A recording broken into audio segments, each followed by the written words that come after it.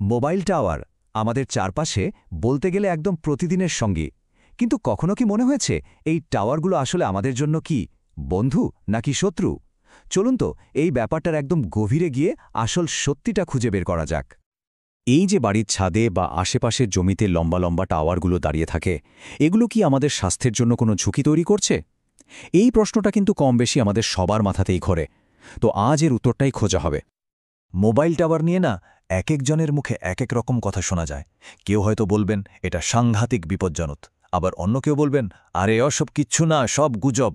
তো সত্যিটা আসলে কোনটা? দেখুন, মতামতগুলো কিন্তু একেবারে দুই ভাগে ভাগ হয়ে গেছে। একদল বলছে এই টাওয়ারের জন্যই নাকি মাথা ব্যথা হয়, এমনকি ক্যান্সারের মতো বড় বড় রোগের ঝুঁকিও থাকে। আবার আরেকটা দল তারা বলছেন যে না, এসবের কোনো বৈজ্ঞানিক ভিত্তি নেই, এটা আমাদের প্রতিদিনের আর 10টা প্রযুক্তির মতোই নিরাপদ। আচ্ছা, সাধারণ মানুষের কথা তো শুনলাম, এবার দেখা যাক বিজ্ঞান কি বলছে, মানে মানুষের স্বাস্থ্যের উপর এর প্রভাবটা ঠিক কি। অনেক বছর ধরে কিন্তু এটা নিয়ে গবেষণা হয়েছে, আর বিজ্ঞানীরা একটা সিদ্ধান্তে এসে পৌঁছেছেন। সোজা কথায় বিজ্ঞান বলছে মোবাইল টাওয়ার মানুষের শরীরের কোনো ক্ষতি করে না। হ্যাঁ, এটাই সত্যি। লম্বা সময় ধরে গবেষণা করে বিজ্ঞানীরা একদম নিশ্চিত হয়ে গেছেন যে আমাদের শরীরের দ্বারা খারাপভাবে প্রভাবিত হয় না। এখন প্রশ্ন হলো কেন করে না? কারণটা হলো মোবাইল টাওয়ার থেকে যে রেডিয়েশনটা বের হয় সেটা নাম নন আয়োনাইজিং রেডিয়েশন। এর মানে হলো এই রেডিয়েশনের শক্তি এতটাই কম যে এটা আমাদের শরীরের কোষ বা ডিএনএর কোনো ক্ষতি করার ক্ষমতায় রাখে না। তার মানে টেকনোলজি যতটাই এগুক না কেন, সেটা 2G হোক, 3G, 4G বা এখনকার 5G, বিজ্ঞানীদের সিদ্ধান্ত কিন্তু একই। এই ধরনের রেডিয়েশন থেকে আমরা মানে মানুষেরা পুরোপুরি সুরক্ষিত। আচ্ছা, মানুষের ব্যাপারটা তো পরিষ্কার হলো, কিন্তু পাখিদের কি হবে? প্রায় তো শোনা যায় যে মোবাইল টাওয়ারের জন্য নাকি পাখিদের সংখ্যা কমে যাচ্ছে।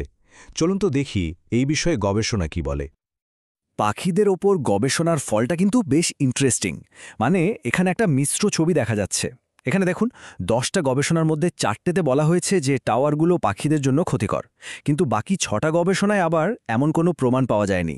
তার মানে এই ব্যাপারটা নিয়ে এখনও নিশ্চিতভাবে কিছু বলা যাচ্ছে না। আচ্ছা, মোবাইল টাওয়ারের ক্ষতি বা ঝুঁকির কথা তো অনেক হলো, কিন্তু এর কি এমন কোনো ভালো দিক থাকতে পারে যা আমাদের অবাক করে দেবে? হ্যাঁ, এমন একটা দিক আছে যেটা নিয়ে আমরা খুব কমই কথা বলি। 98%। শুধু এই সংখ্যাটা দেখুন, ভাবছেন তো এটা আবার কিসের হিসাব? এর পেছনে কিন্তু একটা দারুণ ব্যাপার লুকিয়ে আছে। আসল ঘটনাটা হলো এই মোবাইল টাওয়ারগুলো বজ্রপাতের সময় আমাদের রীতিমতো বাঁচায়। যখন আকাশ থেকে বাজ পড়ে তখন 100 বারের মধ্যে প্রায় 98 বারই টাওয়ার সেই বাজটাকে নিজের দিকে টেনে নেয়, আর তারপর সেই অমছন বিদ্যুৎকে নিরাপদে মাটির নিচে পাঠিয়ে দেয়। ভাবুন তো এর ফলে চারপাশের এলাকা কতটা সুরক্ষিত থাকে। তাহলে বুঝতেই পারছেন, মোবাইল টাওয়ারগুলো শুধু আমাদের ফোন কলের জন্যই জরুরি না, বজ্রপাতের মতো একটা ভয়ঙ্কর প্রাকৃতিক দুর্যোগ থেকে সুরক্ষা দেওয়ার মতো একটা বিশাল কাজও কিন্তু এরা করে চলেছে। সব শেষে একটা প্রশ্ন রেখে যাই। দেখুন, প্রযুক্তি তো রোজ বদলাচ্ছে, তাই না?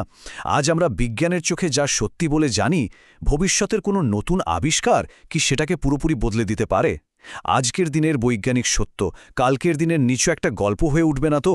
এটা কিন্তু ভাবার মতো একটা ব্যাপার।